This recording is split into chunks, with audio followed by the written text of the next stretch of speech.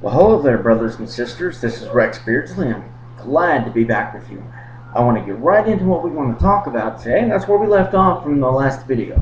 The last video got us through 46 of the Joseph Smith history. Now, what we're going to pick up is verse 47, and then after I get this series done, it may take a few more videos at 10 minutes a pop, but after I get that series done, we'll have the official prelude to Season 2, and we'll be launching Season 2 at 2 o'clock in the morning Central Standard Time. I know it's a pretty awkward time, but it's the most convenient time for me. That being said, let's get right into what we were talking about. And of course, down in the description, may not be linking it on the site on the front for a little bit here, but down in the description I will give you the link of where you can go to follow along and read along as I kind of read the scripture and then commentate concerning what it could possibly mean. Alright, starting in verse 47, it says, "After this third visit, he again ascended into heaven as before, and I was again left to ponder on the strangeness of what I had just experienced. When almost immediately after that heavenly messenger had ascended from me for the third time, the cock crowed,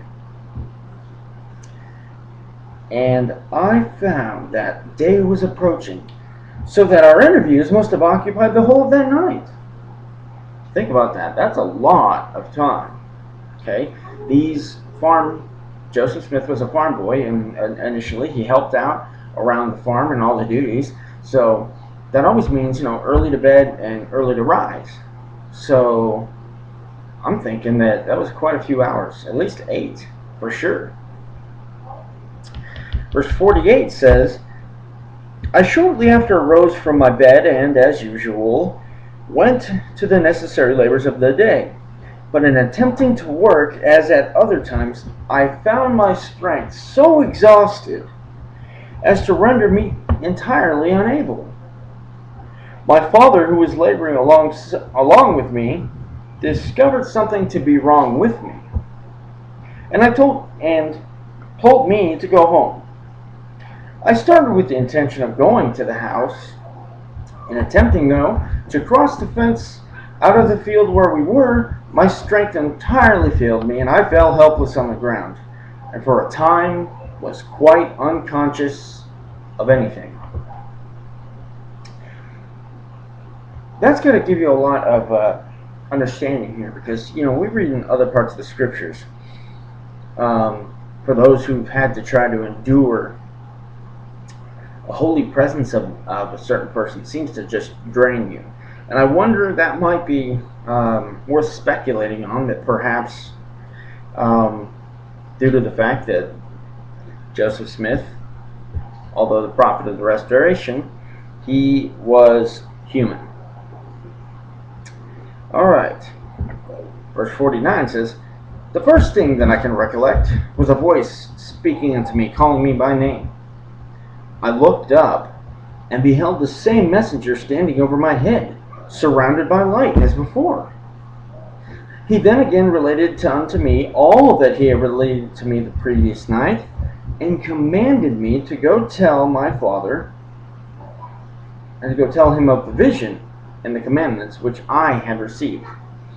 So here you are, brethren, you're talking about 3 powerful, rich experiences, repeating themselves, and then each time adding something just small enough onto the end of it.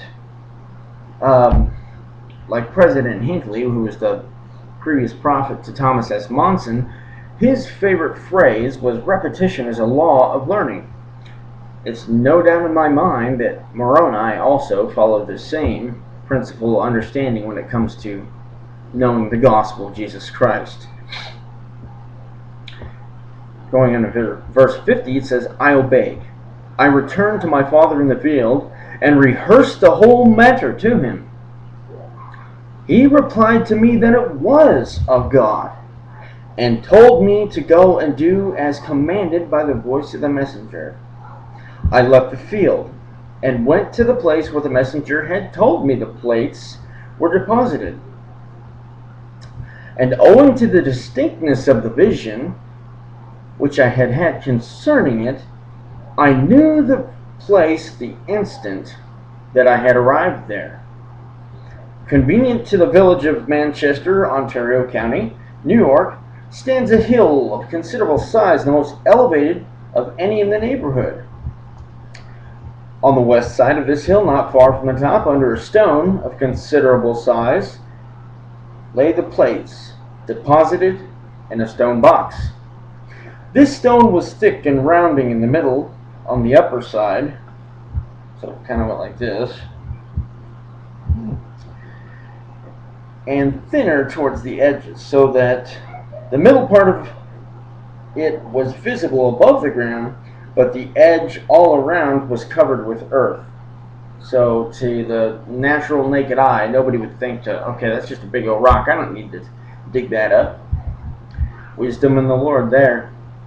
In verse 52 says, having removed the earth, I obtained a lever, which he kind of used a long, hard, pretty sturdy stick, and he called it a lever, which I got fixed under the edge of the stone, and with a little exertion raised it up. I looked in, and there indeed did I behold the plates, the Urim and Thummim, and the breastplate, as stated by the messenger. The box in which they lay was formed by laying stones together in some kind of cement. In the bottom of the box were laid 2 stones, crossways of the box, and on these stones lay the plates and the other things with them. I made an attempt to take them out, but was forbidden by the messenger, and was again informed that the time for bringing them forth had not yet arrived.